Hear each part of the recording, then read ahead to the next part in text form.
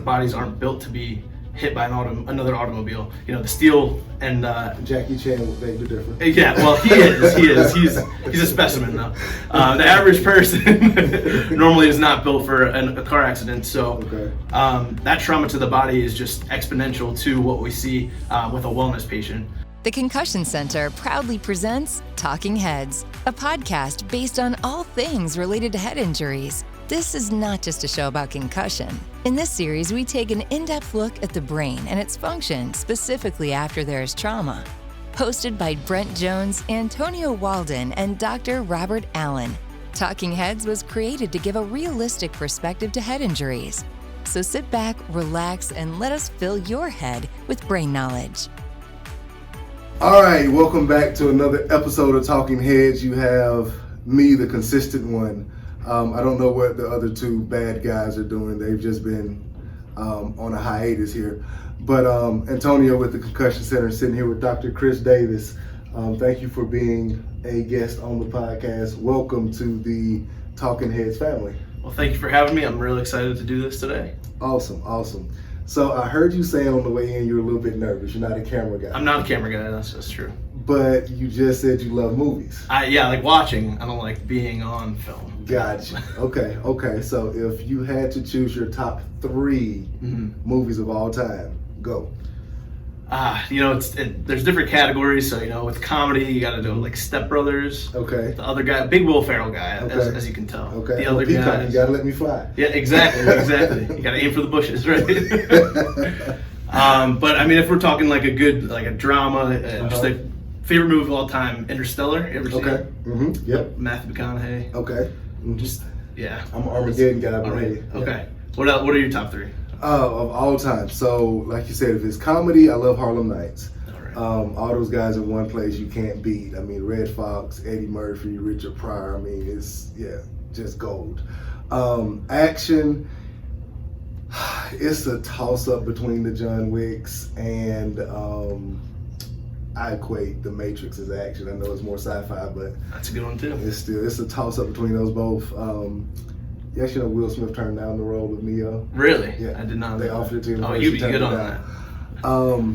And then judge me if you want. I love Aladdin, the Disney original version. The original, okay, the animated, okay. Yes, I know every word, every song. My daughter and I watch it now. I'm gonna drill it into her so she loves it as well too. Perfect. I like that. So, I mean, now that we know we can quote song lyrics and movie lyrics all episode long, it's gonna be a good one. So up here at your practice in Woodstock, how long has this practice been in existence? We've been open about 1.5 years now, a little over 1.5 years. Gotcha. And how long have you been practicing college? I actually opened it up, so I've been here 1.5 years as well. Gotcha. Okay. What got you into this specific practice of medicine? Well, my chiropractic story, I was actually an athlete growing up. I played soccer, football, lacrosse, and wrestling. So I did kind of everything. And with that, I got pretty banged up. So I started out, I actually tore my meniscus, and I got the surgery done, and instead of doing physical therapy, my mom was a chiropractic patient. She brought me there, so I was on a regimen. I didn't even realize it at the time that I was seeing a chiropractor. I just thought this is how you get the rehab going.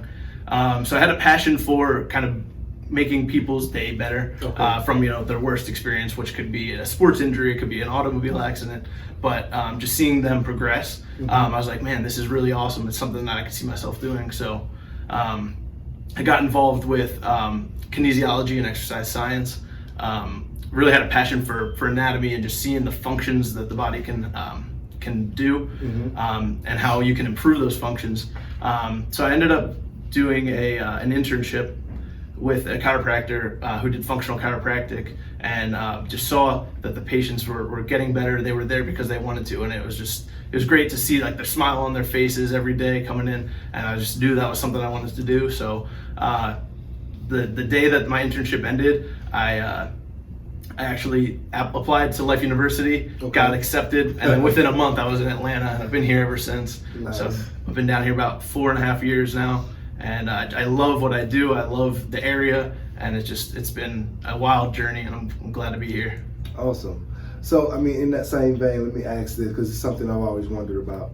is there a difference in treatment or regimen between someone just coming in for normal chiropractic adjustments, or someone that's been in an accident, or someone that's had a sports injury? Definitely, yeah. So the general wellness patient, we're making sure that everything's fine-tuned, the body's functioning how it should, whether there's any nerve interference or anything like that we can clear up with a chiropractic adjustment. That's a pretty routine, standard thing. However, when you do see a sports injury or something as traumatic as a car accident, it's a lot more intense. Our bodies aren't built to be hit by another automobile. The steel and Jackie Chan would beg to differ. Yeah, well, he is. He's a specimen though.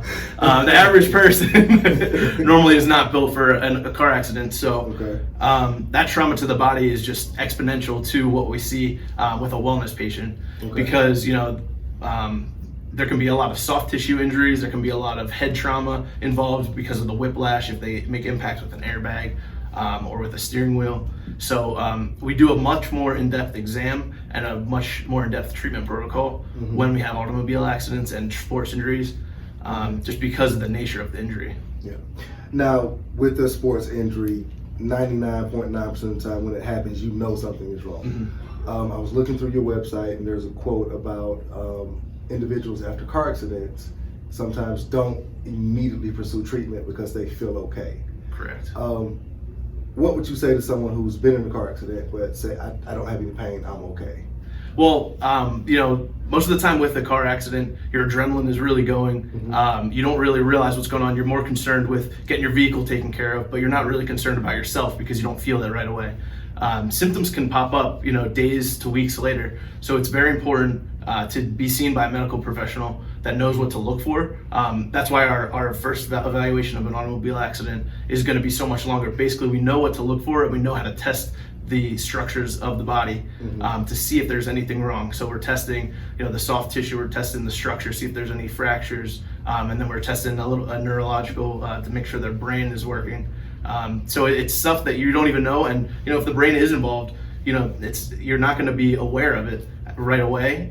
You might notice a little bit of daze, but that's a huge symptom of a concussion. So you don't know what to look for. A professional will know what to look for. So that's why it's important to just go in and be seen, get an x-ray, get an exam, just to make sure that you're covered, because you don't want this little injury that happened, a little whiplash, turning into chronic degeneration or something severe down the line. We want to make sure that we know and identify the issue early on so we can treat for it and make sure you're healing properly and efficiently.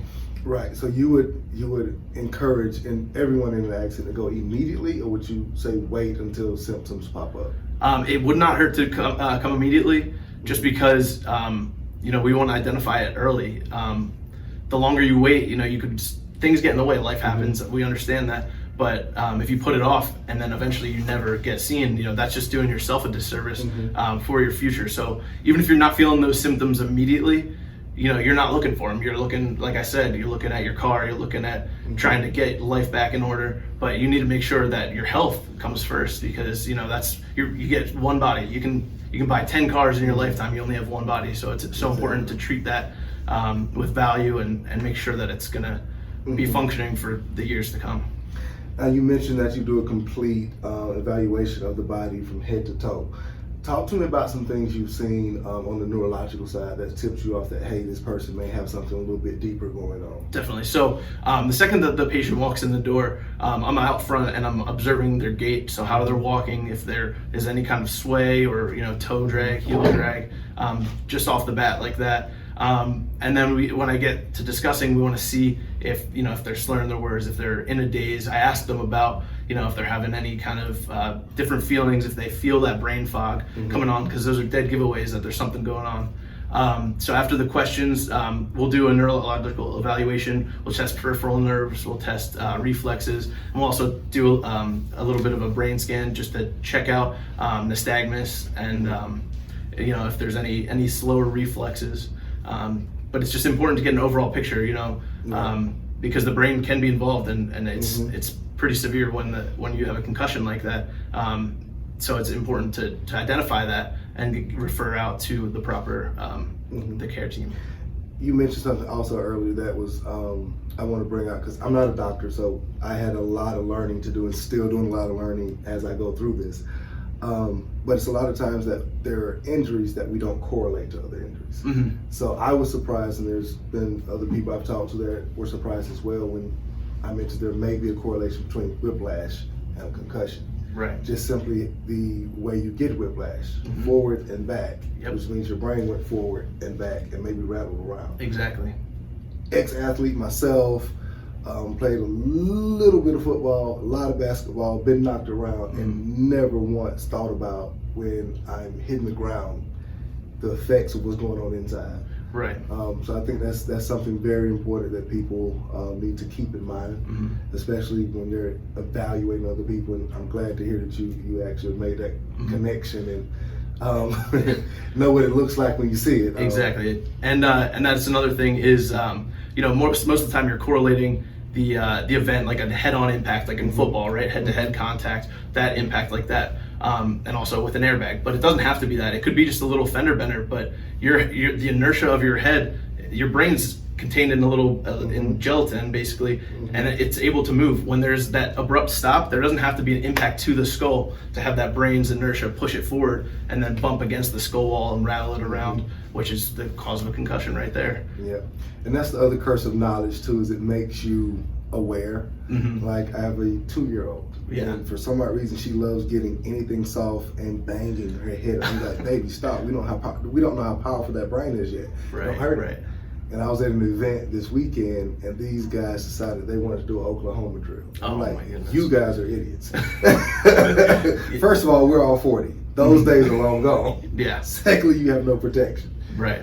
But hey, it was fun to watch. It is fun to watch, but with the knowledge, you take a step back and you're like, man, that can't be good, and it's not good for them. But guys being dudes, that's how it is. Exactly.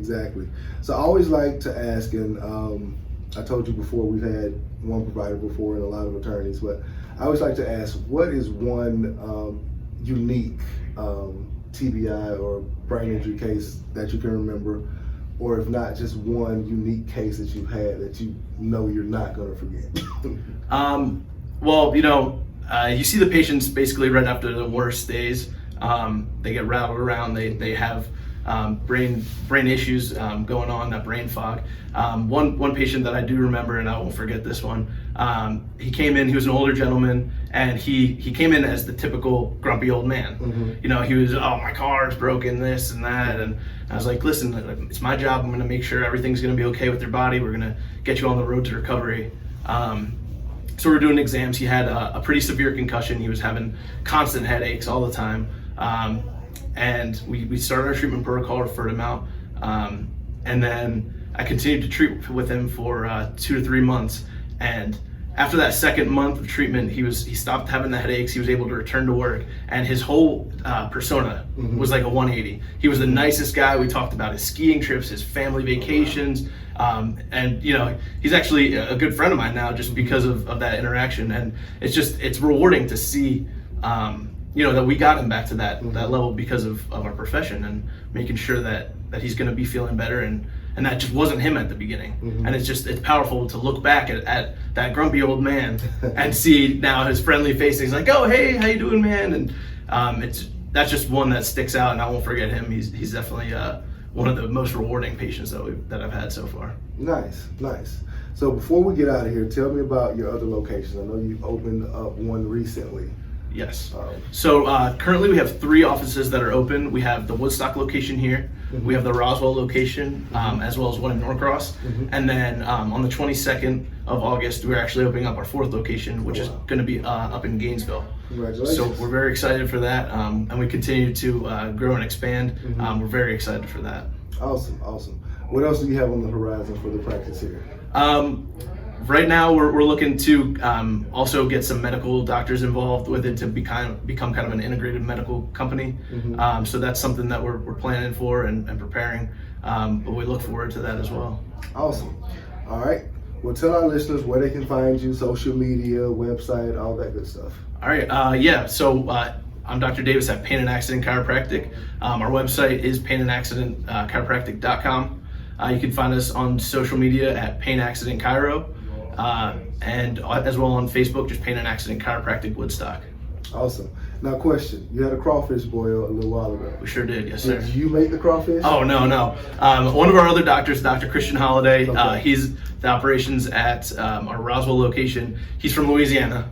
I could tell. He's qualified. I could tell. I am not qualified for that, so I ate the crawfish. I learned how to eat them there. Yes. Really? I didn't know before, but I learned how to eat them. Slap the head and have fun. Yep, they're delicious. But at least we had a real Cajun Exactly, that's yes. cooking it up, and he did a great job. And we look forward to many more events in the future. I could tell. I couldn't tell what was hotter that day, the temperature or the spice level on those crawfish. Right? Who picks a heat wave to do an outside crawfish boil? Hey, it worked out because I lost like 10 pounds. Right. I was fine with it. Right, you burned all the calories of the crawfish just standing there, right? Exactly. Well, hey, I appreciate your time. We'll go ahead and get out your hair so you can go ahead and start getting back into some backs. All right, So thank you. I like that. This has been another episode of Talk-N-Headz. I am Antonio, your business development executive. Until next time, take 2 of these, and we'll call you in the morning. Thank you for listening to Talk-N-Headz. This podcast has been brought to you by the Concussion Center. We appreciate the opportunity to fill your brain with some new information regarding head injuries. If you have any additional topics you would like us to cover, please reach out to us on our various social media platforms at the Concussion Center or hit us up on our website at concussionctr.com.